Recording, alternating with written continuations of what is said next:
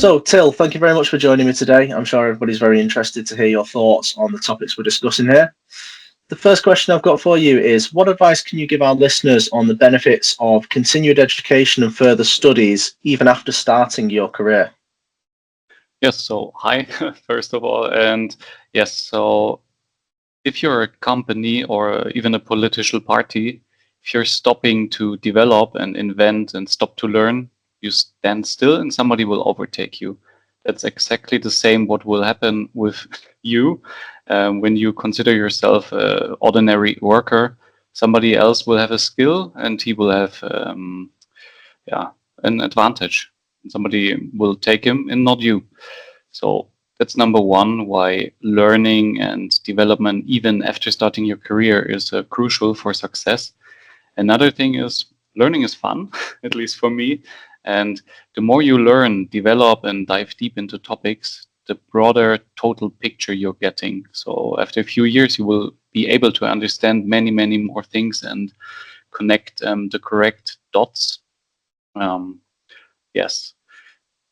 And for example, or to go a bit back, when you want to open a door on your career and you want to strive for something new, you also need to invest time and effort. It's not usually it's not coming from alone. There's always also luck somewhere what you need. But example from my personal career was when I worked on board of ships.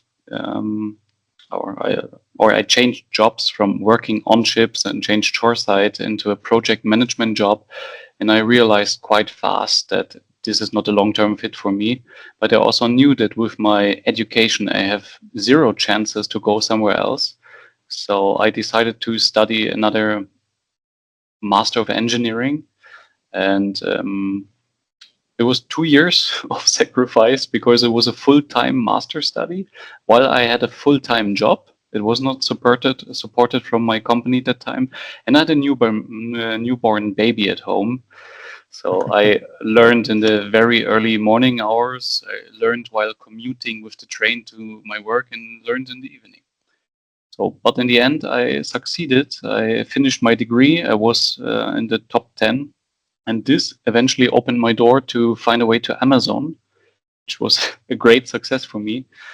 And yeah, but it also doesn't stop there because, for example, on Amazon or also now on Enpal, I got chances to take over departments and tasks that I might, or on the paper, I didn't have the fitting skill or knowledge, but my leadership believed, okay, Till, you can learn this and you need your own motivation for this.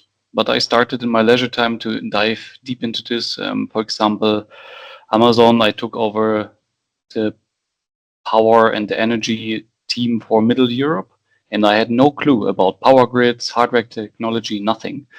But they gave me the chance. I took the job, and I took on 3 distance learning courses in grid operations, all that kind of stuff, in my leisure time, and yeah, that helped me a lot to understand what my personal ground force was actually doing. It was not a requirement of Amazon that I do this; it was my own motivation. So to sum it up, in short, you should never stop learning because it's fun. It's crucial for success, and in the end, everything you learn will prove valuable at some point, maybe in your private life or in your job. And last thing for resources, yeah, you can do everything what fits your personality. You can start with YouTube, Coursera, but also traditional studies like what I did. Amazing. Thank you very much. Yeah, I think you said it. You're a living embodiment of what that sort of further education, what that re-education can do. Like you say, it opens doors that might not have otherwise opened for you, and I think it also keeps your brain active as well. And I think that makes you an asset to any team. It's. I think everybody gets to that stage, don't they, where they become so comfortable with their job. It becomes less and less challenging the more familiar you get with it. And I think having something outside of your everyday tasks, keeps your brain active when it otherwise might not be active. And, when it comes to a new challenge that you've not come up to before, you'll already be really well set to take that on. Definitely. So I've got another question for you, and that is, why should leaders embrace and encourage honest upstream feedback from their teams? Yeah, very good. Yeah, communication is key. Always in your private life, but also in business. And why is it key? Or what do you need? You need a 100% honest, transparent, maybe data-driven communication. But reality is, it's not like that, and we will never have that. But it's good to strive for it. Why we will never have that? Humans tend to be or tend to hide errors intentionally or unintentionally. We are expressing things in a different way. The receiver doesn't understand correctly, or we are talking in diplomatic ways and we are not honest enough sometimes. So that's a problem. And if you ask team members or your employees about their most common problem with their leadership, it's usually information flow. I'm not receiving enough information. I don't receive any information, wrong information. But what is very, very often forgotten is that we also need upstream information. So downstream is necessary, but upstream to your leadership is vital as well. Why? Imagine the following scenario. You have a leader, he is having a meeting with his team members and they want to solve a certain problem, and the team notices that the leader already has a tendency how to solve the problem. But they don't speak up, they're not honest, they, for whatever reason, they are not sharing their concerns. And what is happening?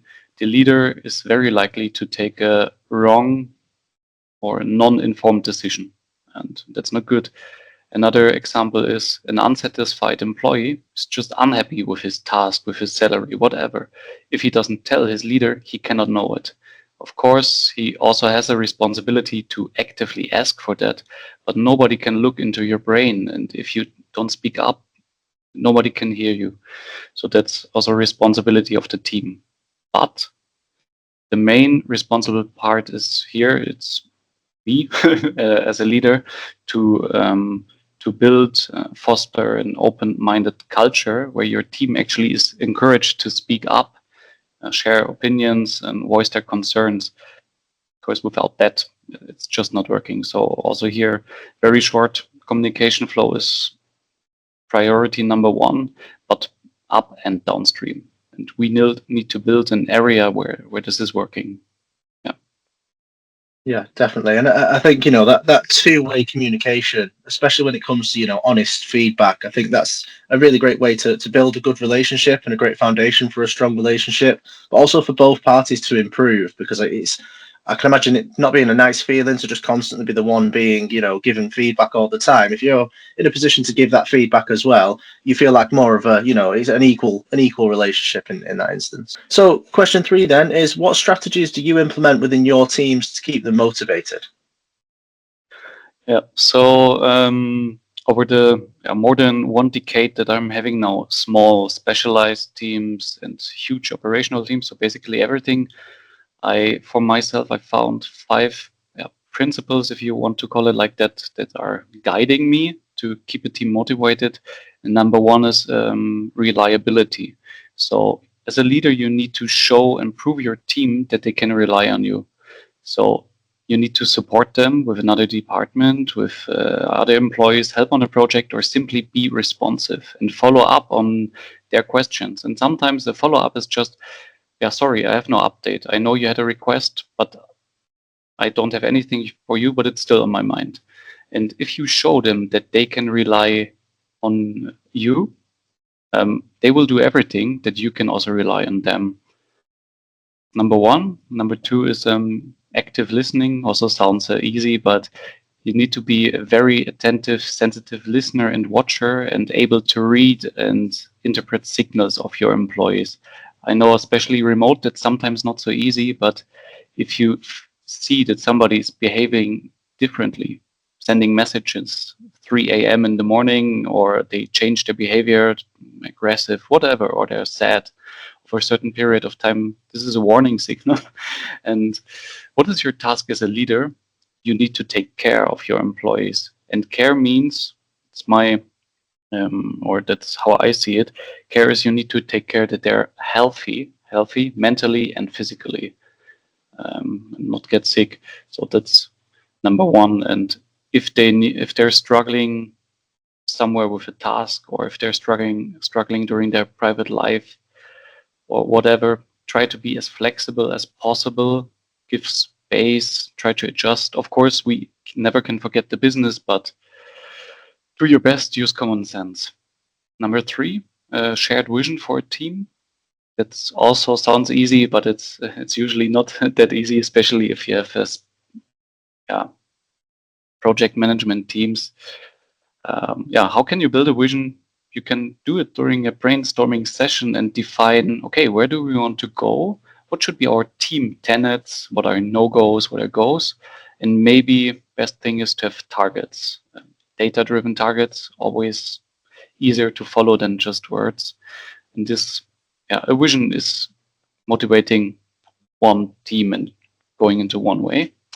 Number 4 or 5, a structured meetings and feedbacks. So where does it start? For example, if you're working in a very highly operational system, you should have dailies with your team. They don't need to be long, but 15 minutes, have all your, for example, 10 team members in one room and talk about the last day, but don't just speak about KPIs and what went wrong. No, what I do, I always start with share a success story of yesterday. What was good actually, instead of blaming people, talk about good things and share that. That's motivating and encouraging people a lot to also speak up and have a good culture.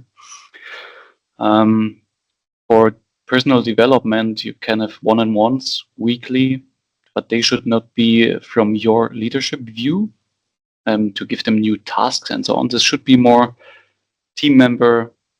There should be a space for the team member, 30 minutes per week. Okay, this is time and space for you to speak to your leader about your problems, your concerns. What do you need? And for long-term development, for me personally, was always good to have like biannual development meetings. I mainly learned that at Amazon how to do this, which works in a structured self-assessment way of the employee. Then you as a leader do an assessment, and you do a meeting then together, put both assessments beside each other and define, for example, what are your 3 strengths? What are your 3 growth areas? And where do you want to improve during the next 6 months? And in the end of the meeting, you will have a plan. The plan the employee created together with you. That's motivating. Yes. Yeah. And I think the rest is a bit of common sense for structure. Have team events and so on. And last thing is how to motivate a team. Have the correct opportunities for growth for team members. Not everybody is motivated by the same thing. Some want to become a leader themselves. Some want to have a very stable job and maybe just specialize on one task and have a boring work atmosphere. That's also okay. And others, they just want material gains. Also fine. And it's your task as a leader to actively ask your employees, what do you actually want? I mean, you also need to see it somewhere. Where is their strength? Where is maybe not their strength? And give them guidance. But that's your task. And sometimes this might mean, I experienced this several times, if you don't have that opportunity in your team, then maybe it's time to change departments. If you don't have it, even if your company, then you should also support your team member to change jobs. If that's the best for your team member, it's your task to develop him or her. Yeah. And one final point, because this is a very common thing, people ask for pay raises for motivation. This will help, but only short term. That's what I noticed. It's a short-term gain in productivity and motivation, but also here short. My experience is long-term success and motivation is coming from appreciation, listening, vision, and active guidance. Yeah, definitely. I think, following those 5 principles is enough to make any team feel valued. And I think ultimately that's where motivation comes from, isn't it? It's going to work every day and feeling that your contribution is valuable to those around you and to the business, and, giving yourself some real purpose to go to work.